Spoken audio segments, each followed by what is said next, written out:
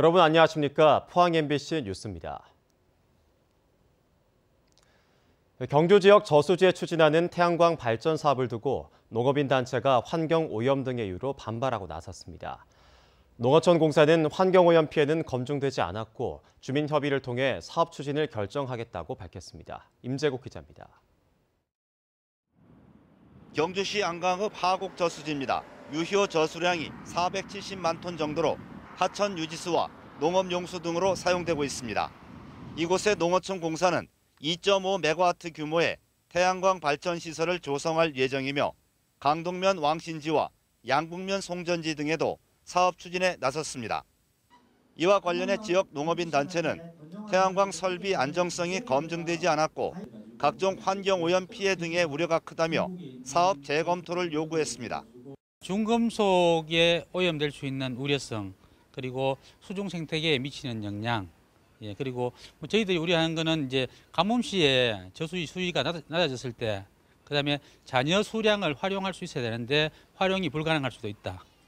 농어촌 공사는 태양광 시설에 따른 환경 오염은 확인되지 않았고 저수지 면적의 5% 이내로 시설이 설치돼 피해가 크지 않다며 주민들과의 충분한 협의를 거쳐 사업을 추진한다고 밝혔습니다. 태양광을 설치하면 모듈이라든지 이런 거는 국내 제품을 쓰는데 인체에 무해한 재료를 가지고 사용하기 때문에 수질이라든지 환경을 오염시키지는 않습니다. 농어촌 공사는 앞으로 경북 지역 14개 저수지에 태양광 발전 시설을 추진할 예정이어서 사업 추진 과정에서 환경오염 피해 논란과 함께 주민 갈등은 계속될 것으로 보입니다. MBC 뉴스 임재욱입니다. 포항시는 내년 시승격 70년을 맞아 70년 기념 엠블럼을 선정했습니다. 엠블럼은 새로운 도약 100년을 준비하기 위해 70년 숫자를 강조했으며 환동의 중심으로의 도약을 상징하는 태양 문양도 담아냈습니다. 포항시는 지역 디자인 업체의 재능 기부로 엠블럼을 제작했으며 해맞이 행사에서 엠블럼과 일흔개 개념 사업을 발표할 예정입니다. 포스코그룹은 올해 연말 불우이웃 돕기 성금으로 100억 원을 공동 출연해 기부할 계획이라고 밝혔습니다.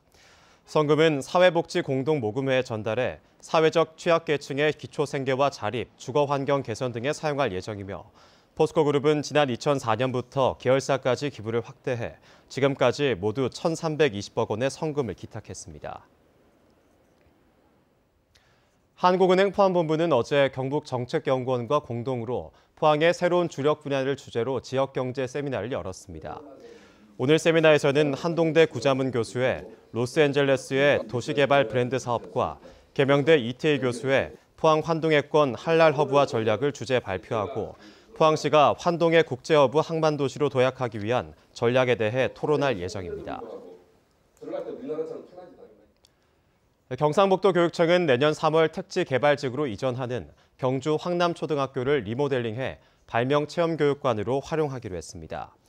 도교육청은 특허청 지원비 47억 6천만 원 등 모두 120여억 원을 들여 전시체험 공간을 만든 뒤 오는 2020년 2월 문을 열기로 했습니다. 도교육청은 학생 발명 교육은 물론 관광객들에게도 체험의 기회를 제공할 수 있을 것으로 기대하고 있습니다. 포항시 장학회는 기부자들의 나눔 정신 확산을 위해 제1회 포항 장학인의 날을 개최했습니다.